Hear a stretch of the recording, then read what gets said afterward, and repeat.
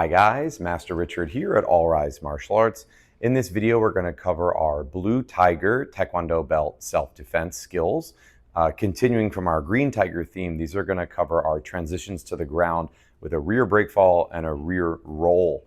So we start our rear break fall typically on the floor already in kind of a seated position with my feet planted and my knees up. One of the most essential things to practice here is to tuck my chin. So I'm going to bring my chin down to my chest, almost like I'm looking at my own Taekwondo belt. This is going to help us protect the back of our head.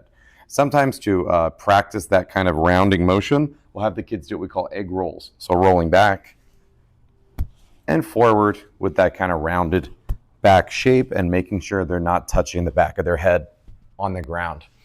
The next motion we'll add is our arms. So we're going to open our arms to help absorb some of the impact, but also to mitigate the risk of posting our hand and posting our wrist directly behind us on the mat.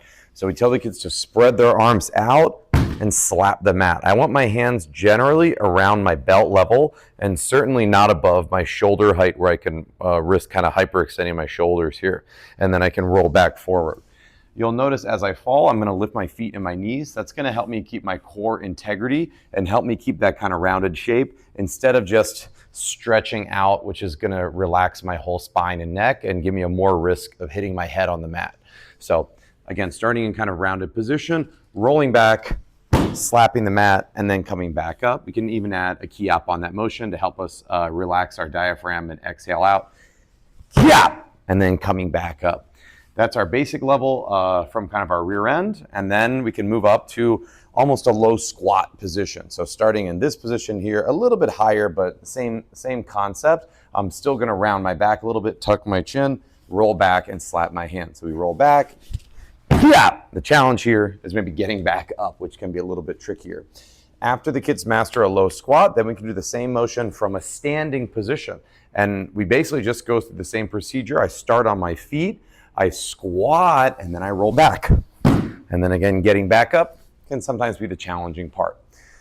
We can add into us our instructor, Mr. Rubin here, who's going to give me a light shove. So we start in our semi-passive stance, already with my hands up. I like to have my knees bent just a little bit to help cue the kids that their first motion is going to be to squat down to the floor like this. So as he pushes me, I squat, break fall, and then I can either come back up or stay in like a defensive position on the ground like this. We can add even more challenge to this, like our forward break fall by closing our eyes. So I can stay kind of in a ready stance with my eyes closed. When I get bumped, I can break fall, key up, and then be ready either to stay on the ground or come back up. Of course, once you get bumped, you can open your eyes so you can react in that situation. The basic idea is the same though, keeping my core strong, tucking my chin, and absorbing some impact here with my hands and arms. That's our basic rear break fall. After we work on our rear break fall, now we're going to go to our rear roll or our backwards roll. We already covered kind of a forward roll, a somersault motion. Now we're just reversing that idea. One caveat we want to think about when we roll backwards is our head position compared to a somersault. I don't want my head straight in the middle. I need to tilt my head to one side or the other side. This will allow me to roll more towards my shoulder and put less pressure on my head and neck. If you need an example, as I roll back, if my head is in the middle, oftentimes my head will touch the mat and I'll get kind of stacked. Versus if my ear is on my shoulder as I roll back, I should be able to roll without my head even touching the floor at all, which in a real life situation would be optimal, especially if you don't have a padded surface. So to practice this, we can start on our rear end and again, cue the kids to tilt their ear to one shoulder. And I like to build a little bit momentum here by kind of leaning my chest forward a little bit, pushing off my feet, almost tossing my arms over my shoulder and getting that whole rounded rolling momentum backwards. And I'll usually end up on my knees.